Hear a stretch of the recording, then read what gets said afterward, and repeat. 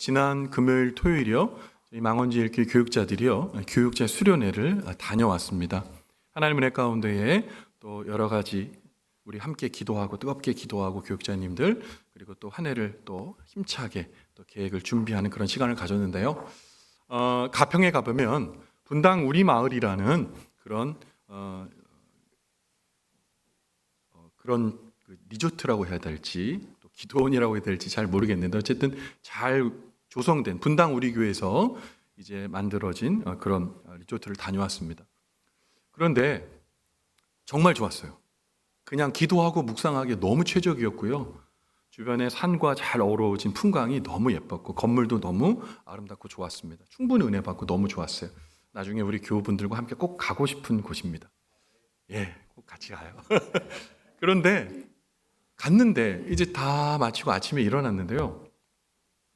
물이 안 나오는 겁니다. 씻으려고 그러는데. 저는 또 전날 밤에 이제 씻으려고 하다가 아침에 일어나 상쾌하게 샤워해야지 기다렸다가 샤워를 하려고 했는데 물이 안 나오는 겁니다. 그래서 일시적인 그런 순간이라고 생각하고 아침에 저희 교육자들 이제 경건회 할 시간이 다가와서 다 같이 갔더니 이게 제 방만 문제가 아니라 다 물이 안 나온 거예요. 그래서 서로의 얼굴을 보는데 참 한숨이 나오더라고요. 머리 막 다. 그래서 이제 경건회 마치고 우리 아마 식사하고 오면 물이 나올 겁니다. 이렇게 얘기하고 갔더니 물이 안 나와서 식사도 좀 늦게 준비되더라고요. 밥 먹고 왔어요. 그래서 수도꼭지에 물을 탁 틀었더니 물이 나왔을까요? 안 나오는 거예요. 결국 돌아올 때까지 물이 안 나왔습니다. 돌아오는 내내 찝찝하고 막 뭡니까? 저는 씻지도 않았잖아요. 전날에. 너무 갑갑한 거였어요. 근데 돌아오는 차 안에서 어떤 걸 느꼈냐면 우리의 삶도 똑같단 말입니다. 우리가 좋고 화려하고 괜찮은 우리가 자부하는 삶일지라도 생수이신 예수님 못 만나면 여러분 우리의 삶의 자리가 퍽퍽하고 불편하고 뭔지 모를 꼭 이 안에 꼭 뭉친 것 같은 그런 삶의 체증이 우리를 힘들게 하더라는 겁니다. 오늘 이 아침 우리 주님이신 우리 생수의 근원이신 주님을 우리 마음껏 들이키시는 귀한 예배의 자리가 되기를 주님의 이름으로 간절히 축원을 드립니다. 여러분 우리가 살펴볼 말씀 누가복음 8장인데요. 8장의 내용의 전반부를 보면 예수님이 너무 놀랍고 멋있게 등장하십니다. 예수님께서 거라사 지방에 광인, 미친 사람이 있었는데 그 사람 안에 있는 귀신을 축출해내시는 장면이 딱 하고 등장합니다. 그리고 여러 아픈 사람들을 막 고치시고 귀신을 내어쫓는 장면을 누가복음 8장에 배치하고 있습니다. 그럼 8장의 전반부에서 예수님이 능력 있는 그런 내용들 그리고 그런 이야기가 기록되어 있는데 그 뒤에는 그러면 어떤 내용들이 따라올까요? 예수님을 따라오는 사람들의 이야기가 거기 있습니다. 예수님께서 그야말로 예수님의 신적 권능을 유감없이 발휘하시면서 고치시고 또 살리시고 세우시는 장면을 보면서 많은 사람들이 그 능력에 매료되어서 어디 가든지 예수님 환영하고 예수님의 능력을 통해 자신의 약함을 고침받을 수 있다는 기대 때문에 수없는 사람들이 예수님 앞에 모여왔습니다. 막 움직일 수 없을 정도로 말이죠. 바로 그때 회당장 야이로라는 사람이 등장합니다. 회당장이라고 말하면 요즘에 목사님 생각하시면 됩니다. 회당장 야이로가 예수님께 찾아와 무릎 꿇고 청년인 예수께 무릎 꿇고 한 가지 중요한 부탁을 합니다. 오늘 그 부탁의 말씀을 누가복음 8장 41절부터 42절을 통해 우리는 알 수 있습니다. 어떻게 기록되어 있을까요? 같이 한번 누가복음 8장 41절 42절 읽어봅니다. 시작. 이에 회당장인 야이로라 하는 사람이 와서 예수의 발 아래 엎드려 자기 집에 오시기를 간구하니 이는 자기에게 12살 된 외딸이 있어 죽어가미러라. 예수께서 가실 때에 무리가 밀려들더라. 아멘. 회당장 야이로는 예수님의 신적 권능에 의지하여 이제 12살밖에 안 된 외딸, 외동딸이잖아요. 하나밖에 없는 딸이 얼마나 예쁠까요? 금지옥엽 아닙니까? 눈에 넣어도 아프지 않는 그 딸. 근데 그 딸이 죽어가는 겁니다. 근데 그 죽어가는 딸을 위해서 얼마나 많은 수고와 백방에 수소문하면서 의원을 불러들이고 했겠습니까? 근데 백약이 무효였죠. 그런데 예수님께서 진짜 하나님의 권능으로 낫게 하는 장면을 눈으로 목격한 야이로는 무릎 꿇고 간청하는 거예요. 내 딸을 고쳐주십시오. 그 간청을 듣고 예수님께서는 이 회당장 야이로의 집에 가시기로 결정하셨습니다. 그래서 빠른 걸음으로 왜 죽어가고 있으니까요. 회당장 야이로의 집으로 달려갑니다. 여기까지 말씀을 보면 이 말씀의 본문의 주인공은 회당장 야이로와 그 딸입니다. 그런데 예수님께서 야이로의 딸을 고쳐주기 위해 급한 걸음을 걸어가고 있는 그 모습을 바라보는 눈동자가 있었습니다. 예수님의 그 바쁜 그 걸음을 보고 마음의 계획을 세우는 한 분이 있었습니다. 그 사람은 누굴까요? 오늘 본문에 누가복음 8장 43절부터 44절에 그분이 어떤 사람인지 소개하고 있습니다. 같이 한번 읽어봅니다. 시작. 이에 12해를 혈루증으로 앓는 중에 아무에게도 고침을 받지 못하던 여자가 예수의 뒤로 와서 그의 옷가에 손을 대니 혈루증이 즉시 그쳤더라. 아멘. 오늘 이 말씀을 보면 12의 혈루증을 앓는 여인은 불청객입니다. 예수님께서 초청하신 적도 없고 예수님께 부탁을 한 적도 없어요. 예수님께서는 회당장 야이로의 딸을 고치기 위해 바쁜 걸음을 가고 있었는데 이 딸을 고쳐주러 가는 그 예수님을 바라보면서 자기가 나음받기 위한 계획을 짜는 사람이 바로 오늘 12의 혈루증으로 앓는 여인이었습니다. 여러분, 이 여인은 어떤 사람입니까? 이분의 이름이 뭡니까? 성경에 기록되어 있나요? 없습니다. 그냥 12의 혈루증으로 앓았던 여인입니다. 여러분, 이 여인에게 있어서 가장 중요한 정보인 이름을 성경은 얘기해 주지 않고 있어요. 이유가 뭘까요? 그럼 12의 혈루증을 앓고 있다는 이야기는 어떤 정보를 제공해 주는 걸까요? 이겁니다. 사람으로부터 단절된, 하나님의 축복으로부터 멀리 떨어진 이 정보를 제공해 주고 있는 거예요. 여러분, 혈루증은요, 당시 유대의 최악의 질병이었습니다. 사람이 병 나으면 고침받을 수 있다는 희망이 있으면 그래도 투병 생활을 할 만합니다. 그런데 나을 가능성이 없고 희박한 가능성이라면 절망스러운 거거든요. 그런데 이게 외과적이고 내과적인 질병이라면 그래도 애써 볼 만한데 유대의 관점에서 혈루병과 나병 같은 병은 종교의 병입니다. 저주받은 거예요. 회복 불가능. 12해 동안 엄청나게 노력을 했어요. 다른 평행 본문에는 뭐라 그러냐?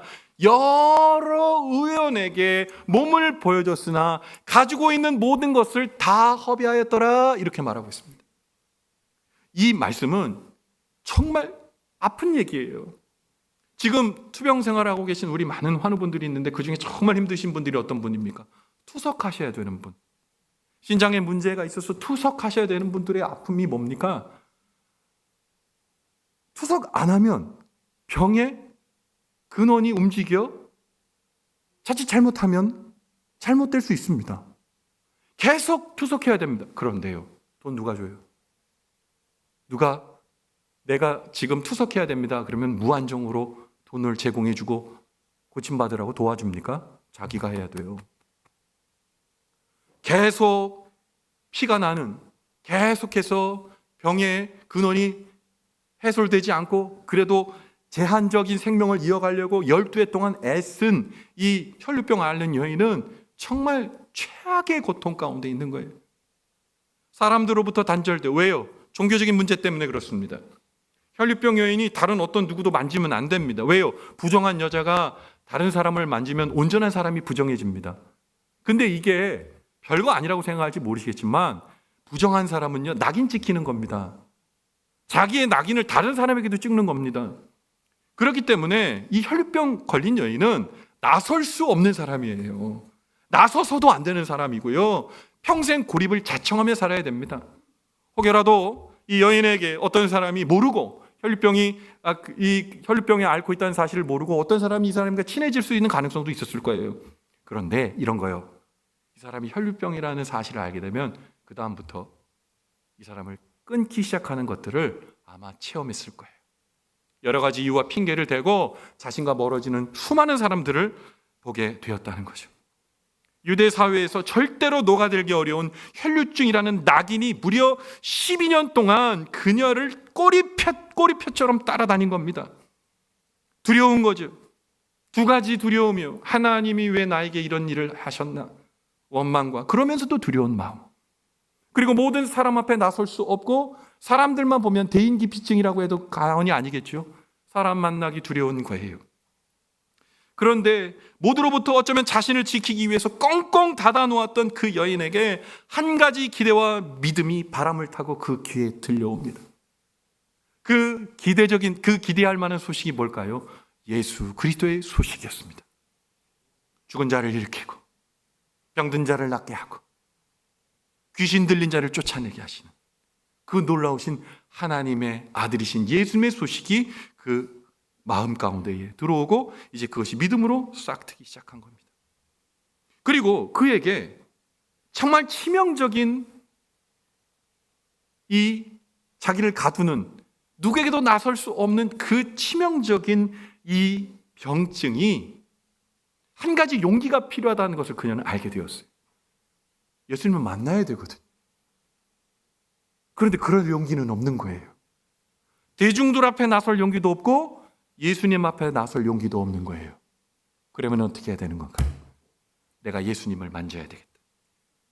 예수님의 옷가라도 만지면 내가 병 나을 수 있겠다. 그래서 예수님께 접근하고 있는 겁니다. 그런데요, 이 혈류병 여인의 모습이 우리의 모습일 때 있어요. 여러분 예수님 왜 믿으십니까? 여러분 왜 이 예배 자리에서 여러분 하나님 앞에 기도하십니까? 우리는요, 우리가 갖지 못한 어떤 것에 대한 소원이 있고요, 치명적 약점을 주님께서 해결해 주시기 위해서 주님께 접근할 때가 있어요. 그런데 그것만 해소되길 원하는 거예요. 혈류병 여인의 계획은 뭐냐? 싹 가서 예수님의 옷가에 손을 만져서 자기가 병 나으면 싹 빠져나오는 거예요. 아무도 모르니까. 근데 우리도요, 때로는 제가 이제 새벽 기도 열심히 기도하시고 애쓰시는 우리 어르신들을 보고 우리 중직자들을 막 너무너무 감사하고 하나님 얼마나 좋아하실까 그런 생각합니다. 그런데 어느 날 안 보이시던 분이 나와요.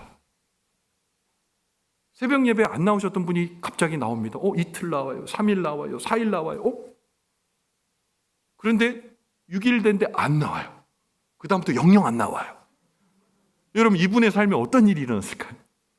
저는 딱 나오지만 덜컥 겁이 나요. 무슨 일이 있나? 근데 6일째 되고 그 다음에 안 나오시면 어떤 느낌을 갖냐? 물론 다른 이유도 있겠지만 저는 그렇게 생각하는 거예요. 해결됐구나. 뭔지 몰라도 해결됐구나.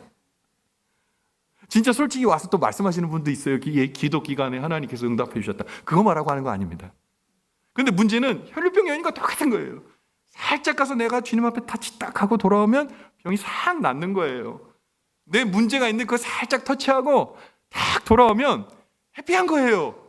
사람에 나설 필요도 없고 내가 병도 나았으니 얼마나 좋습니까?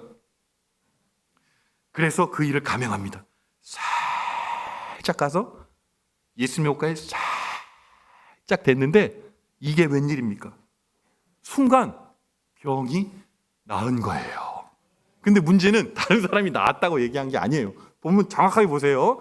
다른 사람이 나았다고 판정된 게 아니라 본인이 알았어요. 본인이 순식간적으로 몸의 변화를 직감한 거예요. 자기가 느낀 겁니다. 예전에 제가 이제 교육 전도사 할 때 아이들 또 이제 동계나 학예 우리 전사님들도 하지만 수련회를 갑니다. 여름에는 거의 이제 계곡도 가지만 바다도 가죠. 그런데 교육 전사로 이제 중고등부 연합으로 갔는데 중학교 1학년짜리가 자꾸 저를 물에 빠뜨리려고 그러는 거예요. 와가지고 막 하는데 너무 안쓰럽고 애야 그만해라 그러는데도 저는 고등부 전도사인데 중등부 전사면 넘어뜨릴 만화가 아주 아담하게 생겼는데 그분은 건들지도 않고 저를 자꾸 빠뜨리려고 그러는 거예요. 그래서 밀어냈더니 저를 잡으려고 해서 도망갔습니다. 근데 계속 도망가다가 갑자기 현타가 오는 거예요. 요즘 애들 말로 내가 왜 도망가지? 그래서 돌아서 물어봤어요. 야, 너 나한테 왜 그러는 거야 도대체? 아니 왜 전 사람 자꾸 물에 빠뜨리려고 그래? 그랬더니 이 아이가 하는 말이 수련회잖아요. 그러는 거예요. 수련회니까 좀 빠져줘야 된다는 거죠. 그래서 가서 자진납사했습니다. 물에 이렇게 빠졌습니다. 그런데 어떤 때는 해수욕장을 갔는데 똑같은 생각인 거예요. 저를 빠뜨리려고 고등학교 2학년, 3학년짜리 아이들 6명이 올 때부터 계획을 한 겁니다. 제가 아직도 있잖아요. 태안의 어떤 몽산포 해수욕장이라는 데인데 시작하자마자 6명이 와 하고 달려들어서 쟤네들이 왜 그러나 했더니 저한테 달려오는 거예요. 팔 잡고 다리 잡고 저를 번쩍 들더라고요. 어떤 일이 벌어졌을까요? 그냥 머리부터 꼬라박았어요. 그런데 문제는 머리부터 꼬라박으니까 귀에 물이 뭐 한량없이 들어가는 겁니다. 저녁에 집회하는데 애들 소리가 안 들리고 입술만 보여요. 수련회 끝나고 이틀이 지났는데도 이게 소리가 안 돌아오는 겁니다. 웅얼웅얼하고 이거 병원 가야 되나? 그런데 한 이틀 지난 아침에 머리를 감으려고 고개를 숙였는데 꼬락 그러면서 귀에서 물이 빠지는 소리가 들리는 거예요. 그 다음에 어떤 일이 일어나냐? 완전 나았습니다. 잘 들리는 거예요. 이 바닷물이 들어가서 소독이 돼서 그런지 몰라도 더 잘 들리는 겁니다. 우와, 내가 나았구나. 이 병원 안 가도 되겠구나. 얼마나 후련하고 좋았는지요. 그런데 지금 이 혈류병 여인이 경험한 이 회복은요, 이거 100배, 1000배, 만배죠. 여러분, 여태까지 자기 병은 자기가 잘 알거든요. 그런데 아팠던 곳, 그리고 불편했던 곳이 낫는 순간 싹 사라지는 거예요. 얼마나 좋았을까요? 그래서 이제 병이 나았으니 혈병 여인의 계획이 뭐였어요? 살짝 만지고 아무도 모르게 빠져나오는 거였잖아요. 그런데 예수님께서 그 장면을 보고 계셨어요. 예수님 뭐라 말씀하셨을까요? 누가복음 8장 45절부터 46절 말씀입니다. 같이 한번 읽어볼까요? 시작. 예수께서 이르시되 내게 손을 댄 자가 누구냐 하시니 다 아니라 할 때에 베드로가 이르되 주여 무리가 밀려들어 미나이다. 예수께서 이르시되 내게 손을 댄 자가 있도다. 이는 내게서 능력이 나간 줄 알미로다 하신대. 아멘. 예수님께서 딱 그러신 거예요. 자, 지금 내 몸에 손댄 사람 누구야? 라고 물어봤더니 주위를 둘러봤는데 아무도 없는 거예요. 진짜 아무도 안 만졌거든요. 전 아닌데요? 전 아닌데요? 전 아닌데요? 그렇게 얘기하는 겁니다. 그런데 예수님께서 계속 재차 물으시니 베드로가 이런 상황을 좀 수제자로서 정리해야 된다는 생각을 했었나 봐요. 뭐라 그러냐? 아이고 예수님, 옆에 줄이 이렇게 무리가 많아서 지금 막 밀려가지고 밀리는데 한두 번 예수님 그 몸에 다른 사람이 이렇게 접촉하지 않았겠습니까? 무리가 이렇게 많이 밀려서 이게 계속 이러는데 아마 그럴 겁니다. 예수님 기분 탓일 거예요. 그렇게 말했습니다. 그런데 예수님께서 다시 한번 말씀하십니다. 아니, 내게 손을 댄 자가 있도다. 내게서 능력이 나갔다. 여러분, 이게 어떤 말씀이실까요? 예수님은요, 잘 들으세요. 사람이 아닙니다. 이 얘기는 예수님의 인성을 부정하는 것이 아니라 예수님의 신적 능력이 없지 않다. 예수님은 완전한 사람이시며 동시에 완전한 하나님이시다는 사실을 잊으시면 안 되는 거예요. 능력이 빠져나간 거예요. 자, 이 얘기는 한 가지 분명히 우리가 알아야 될 게 있습니다. 능력이 빠져나갔다? 누가 내게 손을 댔다? 이 얘기는 뭡니까? 내가 너를 알고 있다예요. 그럼 이 얘기를 듣고 깜짝 놀랐던 사람은 누굴까요? 혈류병 여인이죠. 그런데 중요한 건 속일 수 있지 않겠습니까? 나도 아니라고 그러면 되죠. 그리고 결정적으로 혈류병 여인을 주목한 사람은 아무도 없습니다. 이름을 아는 사람도 없는데요. 그런데 더 재밌는 건 예수님께서 혈류병 여인이 나았다. 그러면 그의 인생의 이야기 스토리도 다 아실 거예요.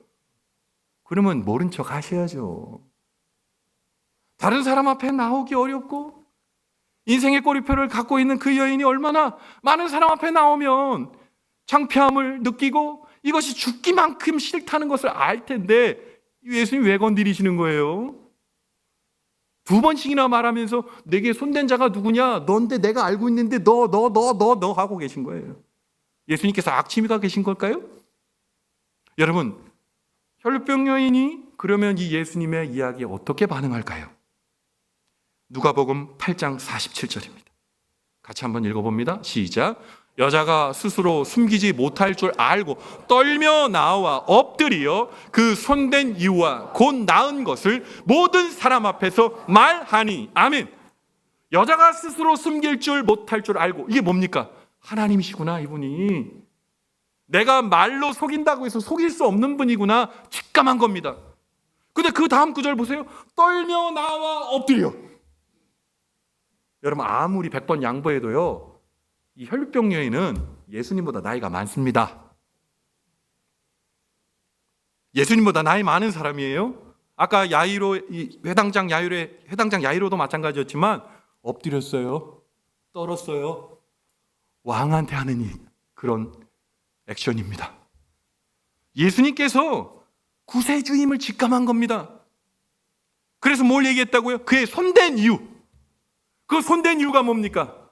혈류병의 근원이 마르지 않는 아픔의 고통 속에 있는 그 삶의 자리, 누구도 자기를 용납하거나 용납 가능하게 받아들이지 않는 현실적인 삶, 혈류병 여인이라는 꼬리표를 달고 과거의 꼬리표 때문에 지금도 편탄하지 않은 그 삶, 그 삶의 자리, 그 자리 때문에 예수님을 만졌던 이유, 그리고 모든 사람 앞에 말했던 건 뭘까요? 이 모든 자초지종의 마지막은 이 모든 질과 아픔으로부터 해방시켜 주신 분이 예수님이라는 거, 예수님이 구주라는 거, 예수님이 살아계신 하나님의 아들이라는 거, 그것을 고백한 겁니다. 죽고 싶을 만큼 아팠던 과거를 사람들 앞에 낱낱이 고백하며 나았다는 건 뭡니까? 이제 더 이상 부정하지 않는다는 거예요. 이제 과거의 꼬리표가 절대 이 사람을 타치할 수 없다는 겁니다. 모든 사람 앞에서 해방된 거예요. 그리고 그 신앙 고백, 주는 그리스도시요 살아계신 하나님의 아들입니다, 베드로가 고백했던 그 고백을 넘어서는 신앙 고백을 주님 앞에 드렸던 거예요. 여러분, 수도꼭지가 있습니다. 그런데 그 수도꼭지를 틀지 않으면 영영 물은 나오지 않습니다. 수도꼭지를 탁 틀면 어마무시한 무한정의 물이 나오는 겁니다. 신앙 고백은 하나님의 은혜를 이끌어오는 수도꼭지임을 믿으시기 바랍니다. 그럼 물어볼게요. 주님은 우리에게 구주이십니까? 나에게 구주이십니까? 나의 모든 과거의 고리표를 떼어내고 하나님의 은혜 자리를 우리를 서게 하시는 구원의 은혜인 줄 믿으십니까? 여러분, 그 신앙 고백이 우리에게 있어야 된다는 거예요. 살면 살수록 있어야 된다는 겁니다. 여러분, 그 고백 주님 앞에 드렸을 때 예수님의 대답, 누가복음 8장 48절에 기록하고 계세요. 같이 읽어봅니다. 시작. 예수께서 이르시되 따라 내 믿음이 너를 구원하였으니 평안히 가라 하시더라. 아멘. 예수님께서 그 신앙 고백을 들으시고 말하고 얘기하십니까?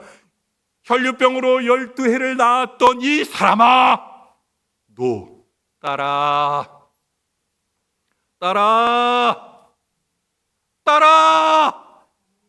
예수님께서 그의 신앙 고백, 예수님을 구주로 고백하는 그 고백을 듣고 이 사람은 12의 혈류증을 앓는 저주의 꼬리표를 달고 사는 사람으로부터 시작해서 하나님의 자녀가 되는 은혜로 영적 신분의 상승이 일어난 겁니다.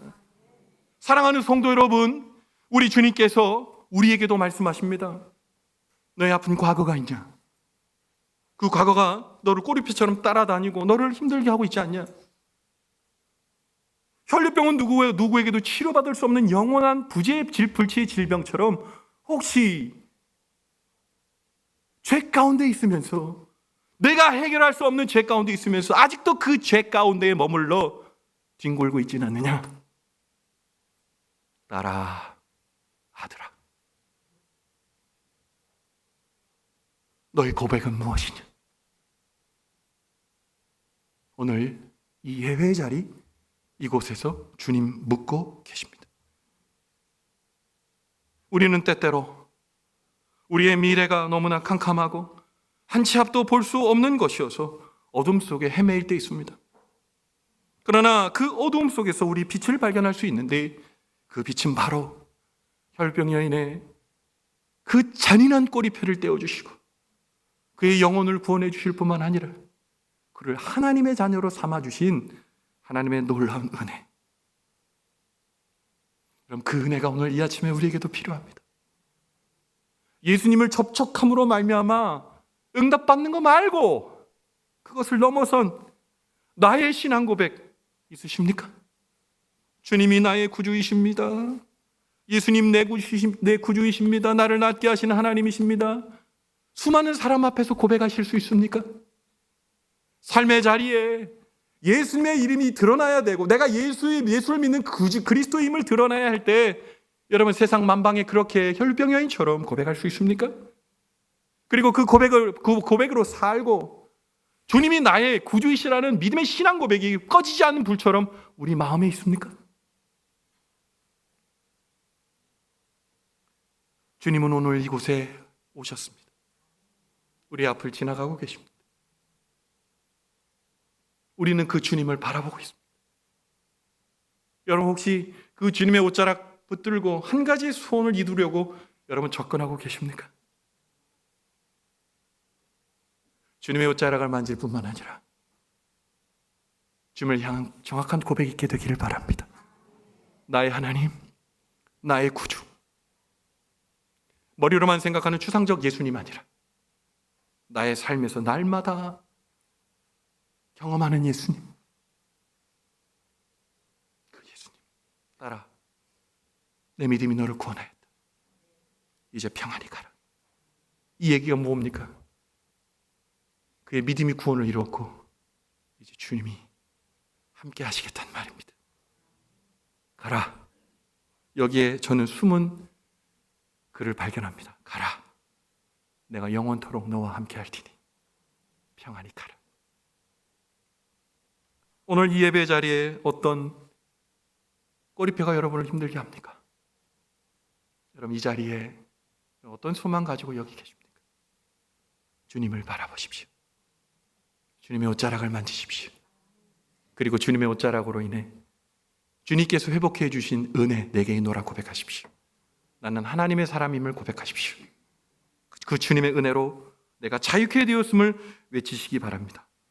그러면 예수님께 손을 부드럽고 따뜻한 음성으로 우리의 귓가에 이렇게 말씀해 주실 겁니다. 사랑하는 딸아, 사랑하는 아들아, 내가 너의 아픔과 어려움의 자리를 잘 알고 있다. 이제 내가 너의 그 저주의 꼬리표를 떼어줄 것이다. 너의 믿음이 너를 구원하였으니 너를 좌절케 하는 모든 것을 이제 털어내고 두려워하지 말고 숨지 말고 나와 함께 평안의 길을 함께 걷자꾸나. 우리 주님 말씀하십니다. 그 자리에 우리 모두 함께 서게 되는 구원이 임하는 자리, 그 자리에 우리 모두 있게 되는 그 놀라운 축복이 오늘 이 말씀 듣는 우리 모두의 축복의 자리가 되기를 주님의 이름으로 간절히 축원을 드립니다. 네, 기도하겠습니다.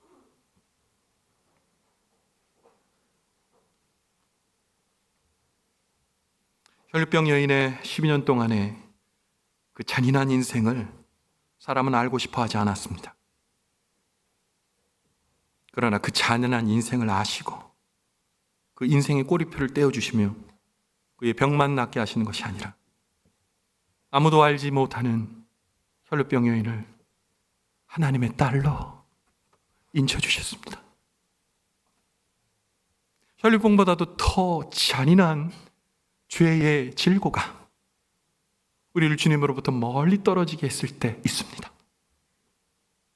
그리고 때로 우리는 주님을 믿었지만 내 소원을 이룰 수 있는 그 한 가지 목적만 가지고 옷가에 손 대었다가 얼른 도망갈 생각 너무 많이 했습니다. 주님 오늘 혈병 여인처럼 모든 사람 앞에 예수님이 내 구주이십니다. 내 인생의 잔인한 밤을 하나님의 불로 밝혀주신 분이 예수님입니다. 예수님 나의 구주이십니다. 그리고 그 고백 담아 믿음의 길 주님 오시는 때까지 걸어감으로 말미암아 우리 주님의 그 따뜻하고 부드러운 음성 딸아 아들아 내 믿음을 내가 보았다. 너는 구원되었다. 겁내지 말고 두려워하지 말고 평안히 가라. 내가 함께 가마. 우리 주님 말씀하셨습니다. 잔인한 인생의 시간을 걷고 있는 우리 성도님들이 있습니까? 저주의 꼬리표가 떼어지지 않고 계속 그것 때문에 울고 있는 우리 아픔의 성도들이 있습니까? 오늘 주님의 옷자락을 만지게 도와주시고, 옷자락을 만지고 끝나는 것이 아니라 예수 내 구주, 분명한 신앙 고백으로 말미암아 주님과 함께 손 꼭 붙들고 주님께서 주시는 환상적인 믿음의 은혜의 계절을 맞이할 수 있도록 도와주시옵소서. 주님께서 그리 이끌어 주실 것을 믿고 의지하며 구원이 임하는 자리인 우리 구주 예수님 함께하는 그 자리 내게 있겠습니다 고백하는 우리를 축복해 주시는 예수님 귀하신 이름 받들어 간절히 축복하며 기도 올리옵나이다. 아멘.